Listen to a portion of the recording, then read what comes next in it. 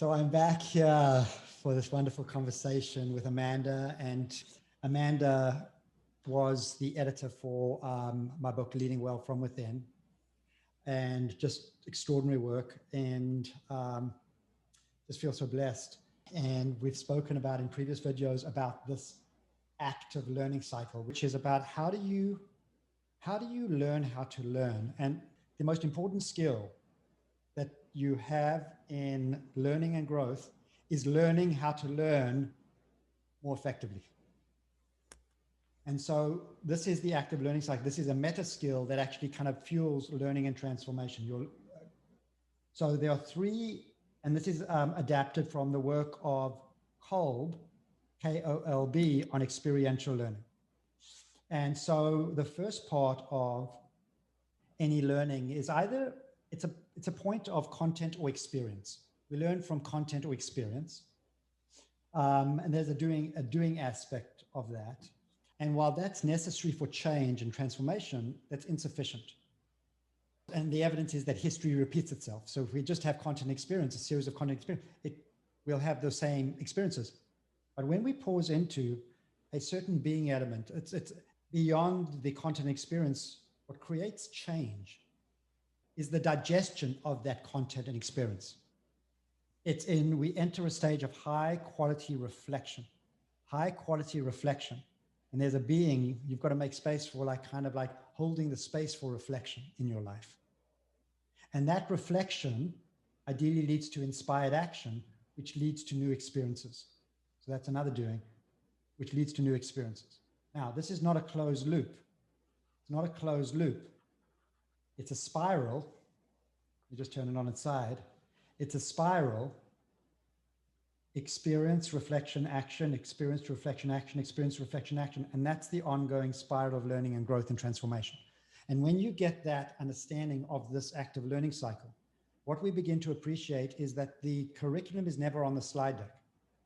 The curriculum is what's on deck. Life is the curriculum.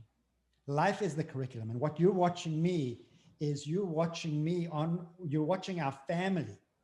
We're running this active learning cycle around our experience of what it means for our family, for me to have terminal cancer. So that's what I'm in. We're in continuous cycles of reflection and action. You're watching my growth. My goal is, there's one arc where you can watch how I run these active learning cycles, but beneath every video is an invitation in the description below every video to run your own active learning cycles so that you can apply this to your life. So the idea over here is you watch a video and then you think, you reflect, how does this apply to my life? And what actions does this inspire me to take now? So that's the spirit of it. And we've learned this in the exchange community led by John Berghoff. And Amanda has taken the lead on writing the active learning cycle. So I'm going to show you. So this is actually, we're at the beginning of this journey. So just to know, I want to give you a sense of what our intention is and how we're unfolding right now. I'm giving you an inside view. We're opening the kimono, if you will, okay, to give you you're having an intimate view to where we are in our work process with this. And this is, Amanda sent me her first draft of the descriptions below this video. And just right now, if you look at, it's essentially the 12, you've got everything up to day 7. So what you will see is in the active learning cycle, content, experience, reflection, action is reflected in the descriptions below this video are going to be set up the same way, where there's going to be distilled content and experience, ready to set the context of what the video is about. Distill that down. And then there's going to be this reflection for you. And then there's going to be suggestions. They're not prescriptive. They're suggestions for actions. And so I want to come back and talk about, just the experience of what you might feel as you go through, what you might actually engage in as you go through not only watching the video, but reading the video description that actually creates transformational potential into your life. It activates transformational potential. And our highest hope is that you don't just binge this as a Netflix series, but it creates meaningful transformation in your life as you pause into these active learning cycles between videos, so that this actually will help contribute to your healing, your growth, your flourishing wellness. And you claim that you can claim that transformation for yourself first. And as you claim that transformation for yourself, you can pay it forward to create transformation for others with your insights that you're uniquely gathering, to share that with your family, to share that within your community, whether it be within your community, within your work community or broader community. And then if you're doing work at scale, with the world at large, as awakened conscious leaders. So Amanda, do you want to share what your intention is for serving our community at the highest level? Yeah, I would love to share. Because as you know, the way I work with people, and especially you, Danny, is to experience everything that I'm working with. And so as I'm going through this, having my own family, going through the whole pandemic experience, I'm receiving these videos and translating them into how I'm applying it to my own life as well. And so it's right there, the usefulness of it, the relevance of it, the impact of it, the passion of it, all of it. So can I just give you some feedback about what I love about what you're doing? Oh, sure. What I love about what you're doing is, first and foremost, first blush, is how succinct you are. You're distilling the essence down here. And can I say a word about my intention with the specific content that I put in there? Because my intention was for it to almost be like the back of the book cover. It's supposed to be setting the context and not giving away any of the jewels that are in the experience of the video. I didn't want to summarize everything and give away the end, so to speak. Right. So there's the back cover of the book. Okay. Yeah, exactly. So we don't give it all away, but just it's the context, it's the essence, it's and there are jewels there to be experienced and heard, and you should experience them and hear them. Here's a prime example of that. So let me just go back over here. I want you to notice something that's very subtle, but what Amanda's talking about is quite profound. So the way Amanda has written this first reflection, well, let me share with you, let me go back. I want to share with you how I gave Amanda a template for this initially, and then I want to show you how Amanda has wisely chosen to change this. So if you go back, day one, here was this message, here was the reflection. I know when you feel love for me, you have love. So I offered Amanda this template to work with. And what you'll notice is that Amanda's more concise than I am, first of all. And she's actually writes in a voice advocating for you as a reader. I always wonder what that voice is that's going to connect with you more deeply.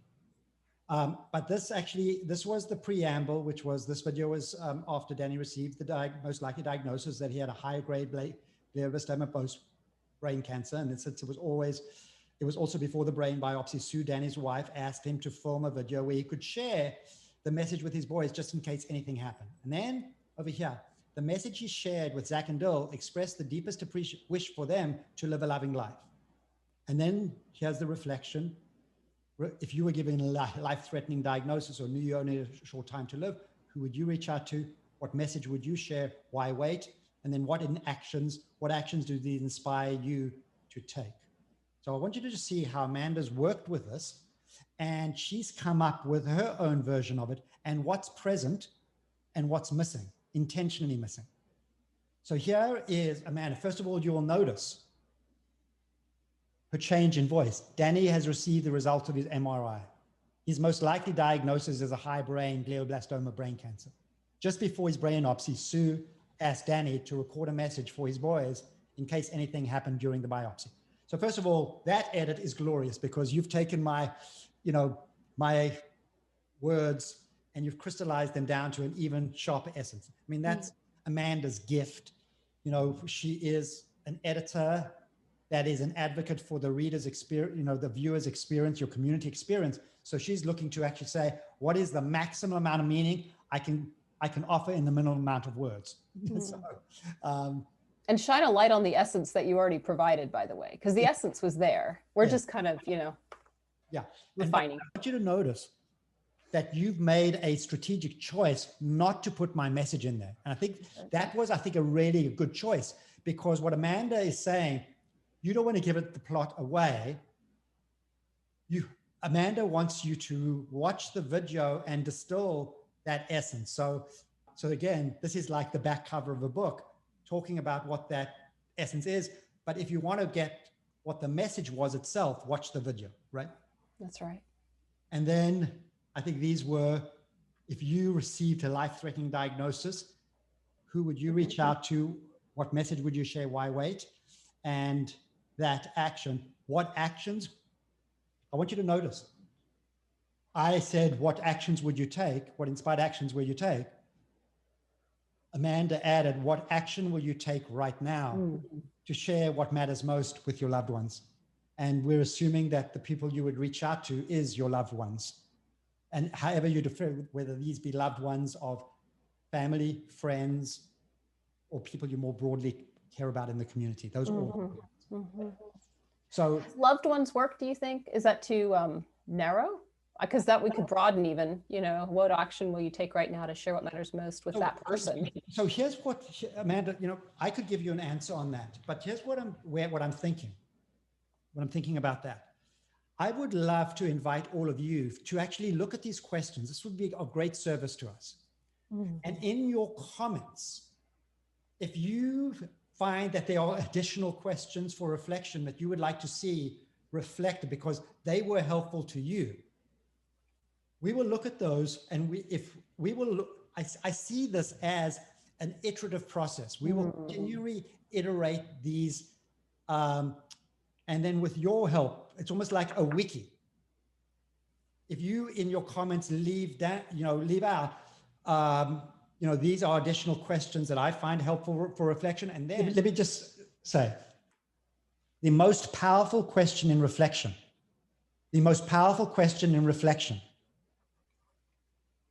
always is, what is the most powerful question I could ask right now? As you look at these questions, come back and let that final question of reflection be, what other questions of reflection could serve me even higher at this moment in time? And then, even to the point, what actions will you take right now to share what matters most with your loved ones? You said, when I use the phrase with your community,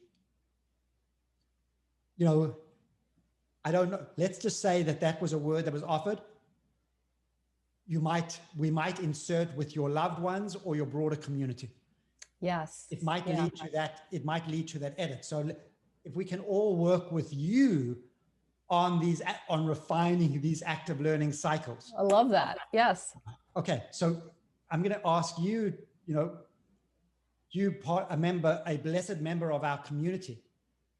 I so appreciate your offering comments, whatever comments you feel called to share of however these, and you might share, for example, in the comments in your active learning cycle, this is what I've reflected on, and these are the actions I've taken. You could just actually say, you can just share how you've worked the active learning cycle yourself, or you could share, here's how to improve the active learning cycle itself.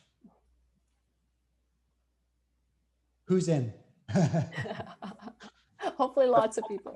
That would be glorious. And so I just want to kind of share with you, there's also in some of the places when I'm actually shining a light on communities that will bless you. Individuals and community will bless you. We're below this active learning cycle. We're going to put resources mentioned in the video. So for example, the second video over here is Danny sharing with Exchange Inner Circle community and their loving response.